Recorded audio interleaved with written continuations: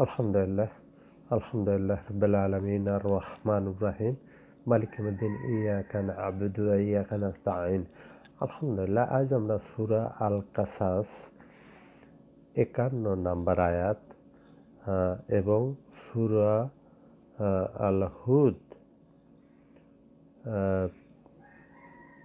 ৬ নম্বর আয়াত। আউযু বিল্লাহি মিনাশ শাইতানির রাজিম।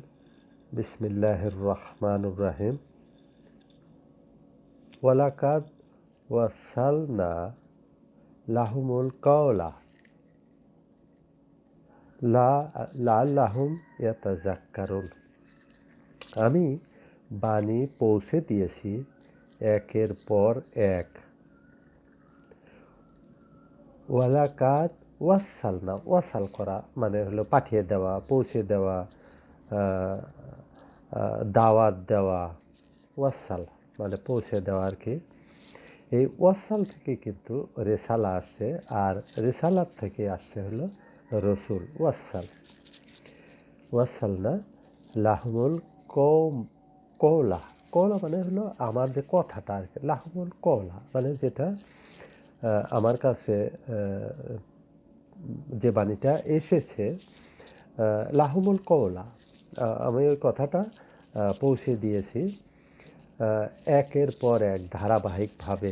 যেটা আর কি আমরা জানি যে কোরআন 23 বছরে নাজিল হয়েছে এবং একের পর এক, বিশেষ করে মক্কার যে আয়াতগুলি এবং মদিনার আয়াতগুলি, এর ভিতরে কিন্তু আকিদা মানে ইমানের যে মজবুতি, সেটা কিন্তু মক্কার আয়াতগুলি একটু মানে ইমান আকিদা, বিশেষ করে মহকামার যে আয়াতগুলি, হুকুম আদেশ নিষেধের যে আয়াতগুলি, সেগুলি কিন্তু একটু এক ধরনের। এবং মদিনার যে আয়াতগুলি সেগুলি কিন্তু মাদানী, আমরা যেটাকে বলি মক্কি আর মাদানী, এটা কিন্তু একটু ভিন্নতা পাওয়া যায় ওই স্ট্রেন্থে। কারণ ওই সময় তো মক্কাতে যে অবস্থান ছিল তখন তাদের ইমান আকিদা কিছু কিছু বিষয় আর কি। তো যখন মদিনাতে সরকার গঠন হলো, লাআল্লাকুম ইয়াতাযাক্কারুন, যাতে তারা উপদেশ গ্রহণ করে।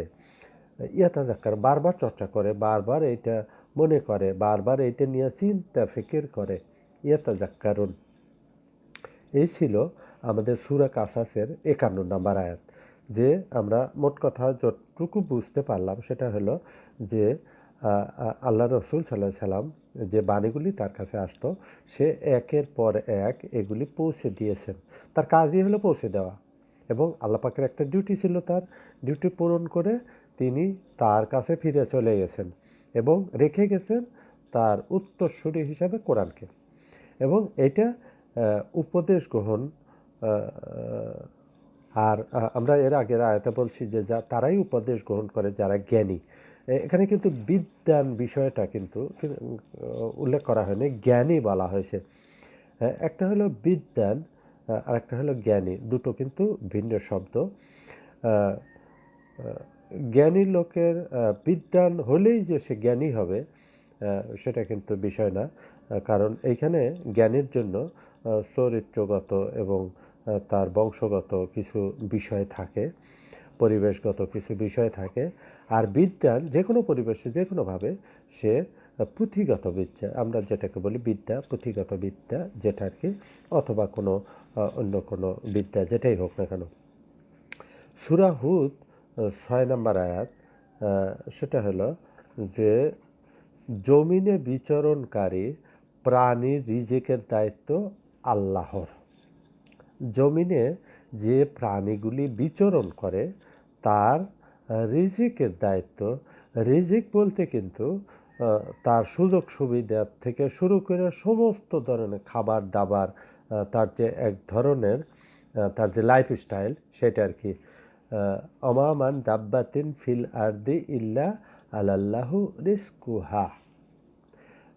অমামান দাব্বাত, দাব্বাত ওই ধরনের প্রাণী যেগুলি ঠিকমতো চলাফেরাও করতে পারে না, বিশেষ করে বুকে ভর দিয়ে চলে, আমরা যেটাকে বলি যেটা এই কচ্ছপ টাইপের যে প্রাণীগুলি।